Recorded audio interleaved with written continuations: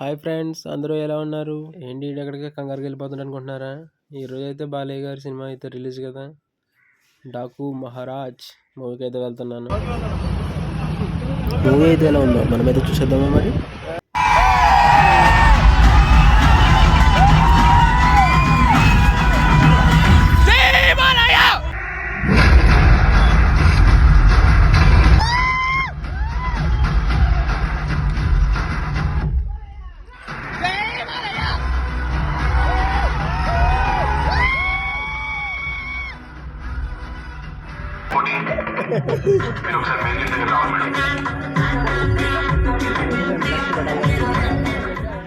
Cocoa Kola, Pepsi, Balayya Babu sexy.